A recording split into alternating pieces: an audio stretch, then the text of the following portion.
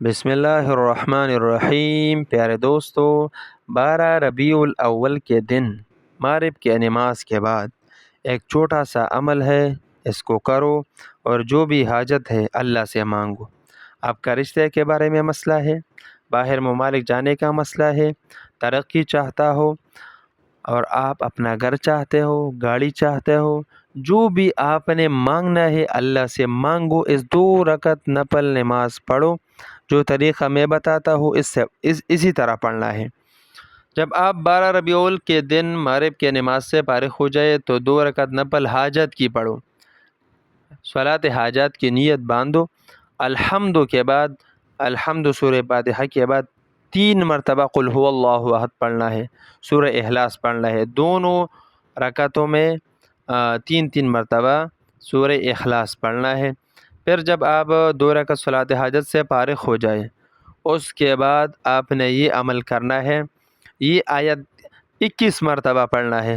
لَقَدْ جَاءَكُمْ رَسُولٌ مِّنْ أَنفُسِكُمْ عَزِيزٌ عَلَيْهِ مَا عَنِتُّمْ حَرِيصٌ عَلَيْكُمْ بِالْمُؤْمِنِينَ رَءُوفٌ رَحِيمٌ۔ آپ نے 21 مرتبہ یہ آیت پڑھنا ہے۔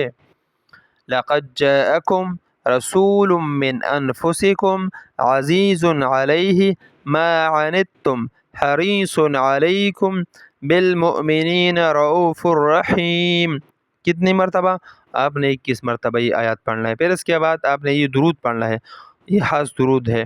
اللہم صلی علی محمد وعلی آل محمد وبارک وسلم برحمتک یا ارحم الراحمین۔ پھر سنو، اللہم صلی علی محمد وعلی آل محمد وبارک وسلم برحمتک یا ارحم الراحمین۔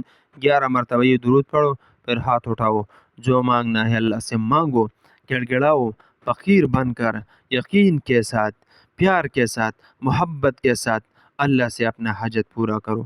اللہ تعالیٰ آپ کا ہر قسم کا مسئلہ انشاءاللہ حل کرے گا۔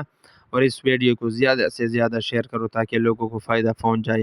اگر 12 ربیع الاول کے دن آپ نے یہ عمل نہیں کیا تو اور دنوں میں بھی کر سکتے ہو، لیکن 12 ربیع الاول کے لیے خاص ہے یہ عمل۔